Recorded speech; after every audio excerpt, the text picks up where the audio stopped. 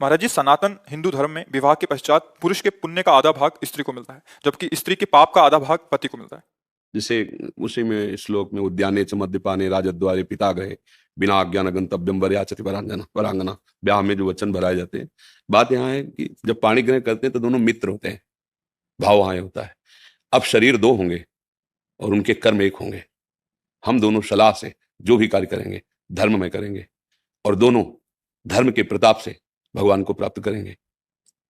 उसका भाव केवल है, कोई भी आप मनमानी आचरण नहीं करेंगे। बिना हमारी अनुमति के आप किसी घूमने जंगल ऐसे पिता के भी गृह में या राज दरबार में या जहां कोई मदिरा पी बैठा हो मध्यशाला आदि के पास, बिना हमारे सानिध्य के आप नहीं जाएंगे। ऐसे हो, बिना आप हमारी अनुमति के धर्म नहीं करेंगे। जो धर्म का कार्य करेंगे उसमें आप हमसे सलाह लेंगे। ये उसमें इस तरह की बातें कही गई है। उसका तात्पर्य कि हम दो शरीर देखने में रहेंगे लेकिन हमारी रुचि, हमारा भाव एक ही रहेगा। अब अगर आप इस संकल्प से अलग हैं तो फिर आप पति पत्नी है ही नहीं, केवल नाटक हो रहा है। अगर आप वास्तविक पति पत्नी हैं तो जो आप दोनों की सलाह से सत्कर्म या जो भी त्रुटि होगी तो दोनों है ना, देखने का जैसे दो हाथ हैं, ये कुछ करे ये कुछ करे तो आपको फल अलग अलग थोड़ी मिलेगा कि भाई उसने तो बाएं नहीं किया है तो दाएं नहीं किया। भोक्ता तो हम ही बनेंगे ना, हाथ हमारे दोनों। ऐसे पति पत्नी को अर्धांगिनी पत्नी को कहा गया है कि आप दाहिनांग वामांग के समान है। दोनों मिलकर के, जैसे गाड़ी के दो पहिए चलते हैं तो लक्ष्य एक ही तो होता है। ये थोड़ी कि बायां कहीं और ले जाएगा दायां और कहीं ले जाएगा। हाँ, अगर वो अलग अलग खुल के निकल जाते हैं तो गाड़ी ही नहीं है, नहीं वो तो टूट गई ना, गिर गई ना। तो दाम्पत्य जीवन क्या कि पत्नी अपनी मनमानी करे, पति अपनी मनमानी करे, दोनों शास्त्र सम्मत चलें तो वास्तविक कहते हैं ये जगत भी सुखमय उसके लिए हो जाएगा। दोनों धर्म से चलें, प्यार से चलें और ये पत्नी पातिव्रत धर्म धारण करे और पति पत्नी में केवल अपना भाव, जो संसारिक भाव मान लो काम भाव है, वो केवल अपनी पत्नी में और सीमित होकर के दोनों धर्म से चले, भगवत प्राप्ति के मार्ग में अग्रसर हो जाएंगे। पर जब गर्लफ्रेंड और बॉयफ्रेंड पहले से ही बन रहे हैं तो इनमें पातिव्रत धर्म आएगा, इनमें एक पति निष्ठा आएगी, उनमें एक पतिव्रत का भाव आएगा, या पति एक पत्नी से अपने जीवन का प्यार दे देगा क्या? तो सब नष्ट ही हो रहा है। तो हमें लगता है लिखे ही रह जाएंगे ग्रंथ की बातें। धारण करने की योग्यता तो हमारी नई पीढ़ी पहले ही खो दे, नहीं खो दी। सोचो, जैसे पवित्र वस्त्र पहन करके ही यज्ञ किया जाता है, ऐसे ये शरीर वस्त्र है, इसको तब तक पवित्र रखना है जब तक ये दाम्पत्य जीवन का संकल्प न बन जाए। पर ऐसा हो रहा है क्या? है कहाँ हो रहा है? आप बताओ ना, कहाँ हो रहा है? छोटे छोटे बच्चे, छोटी छोटी बच्चियां, वैसे ही मन संसार में आ सकता है और ये सब नए वातावरण ने जो मिटिया मेट कर दिया। अब क्या बताना, आप लोग तो संसार में हो ही ना, फिर क्या? अब ये बातें केवल केवल बातें ही रह गई है। ये तो कुछ आदमी होंगे जो ब्याह करवाते होंगे पंडित जी से, नहीं तो ऐसे उसमें लिखा लो जज के सामने आए कोर्ट में, और या भैया मंदिर में माला डाल लिया, छुआ के हो गया। मतलब क्या यार, समय आ गया है। अब आपने उससे भाव से स्वीकार किया और 2 महीने बाद कह दिया आप हमें पसंद है, तो बाजार की वस्तु समझी थी क्या? जीवन बर्बाद हो रहे हैं ना।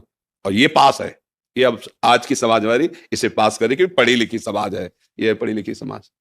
तो अब धर्म कहाँ कैसे? नैष्ठिक भावनाएं ही निष्ठापूर्ण नहीं रह गई हैं, कैसे? अब तो बस यही है कि इन किन प्रकार जैसे बने नाम जप करो, अपना कल्याण करो और अपने जो सगे संबंधी उनके लिए नाम जप करो। वो जप करे ऐसी भावना हम जब करके उनके लिए भी नाम, कि तुम पुत्र हो, तुम पत्नी हो, तुम्हारी बुद्धि शुद्ध हो, तुम्हारे अंदर सद्भावनाएं आवे। बस यही हमारी शिक्षा तो यही।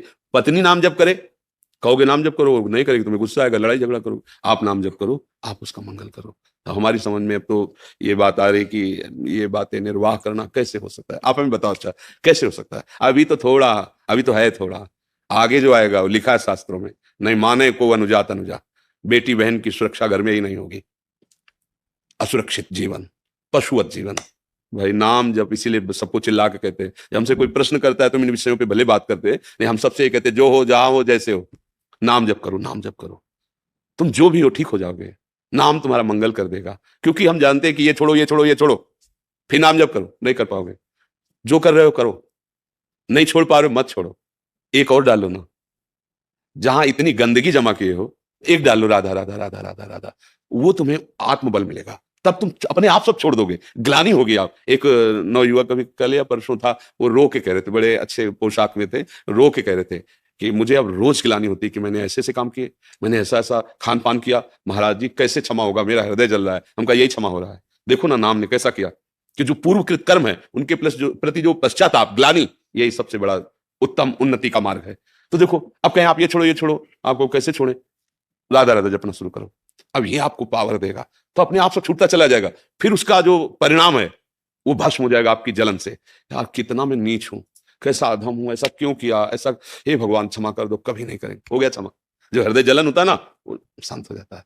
तो इसलिए भाई जहां तक हो सके इन सब विचारों को छोड़िए, नाम जप कीजिए, और पत्नी में भी भगवत भाव रखिए, परिवार में भी भगवत भाव रखिए, और अपने कर्तव्य का ध्यान रखिए कि मेरा पत्नी के प्रति क्या कर्तव्य है, मेरा धर्म क्या है, उसका धर्म क्या है, उसके विषय में ये समय के अनुसार अगर तुम शिक्षण देने चलोगे तो तुम अपने धर्म को खो दोगे, फिर तुम्हें क्रोध आ जाएगा, फिर तुम उससे जलन पैदा करने वाला व्यवहार करने लगोगे, और हो सकता है क्रोध में हिंसा आदि दोष बड़े बड़े हो जाते हैं। इसलिए हमारी प्रार्थना है, हम अपने कर्तव्य, हमारी पत्नी आई है हमारे पास, मेरा उसके प्रति क्या कर्तव्य, बस। आप कभी दुखी नहीं हो सकते।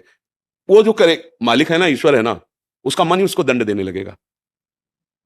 शांत भाव से अगर वास्तविक सुख लेना है तो सिर्फ अपने कर्तव्य पर ध्यान देना है। ये पुत्र है, मेरा कर्तव्य इसके लिए क्या है, ये पिता है, मेरा कर्तव्य इसके लिए, उनका मेरे प्रति क्या व्यवहार है नहीं देखना। ये देखोगे तो कर्तव्य निर्वाह कर ही नहीं सकते, मेरी बात मान लेना। अगर मरीज का व्यवहार क्या है डॉक्टर के प्रति ये देखे ना, तो कभी वो डॉक्टर ही नहीं कर पाएगा, वो अपने कर्तव्य को देखता है। तो रो चिल्ला, लात मार, हाथ मार, बांध इसके हाथ पैर, और ऑपरेशन करता है, इंजेक्शन लगा देता है।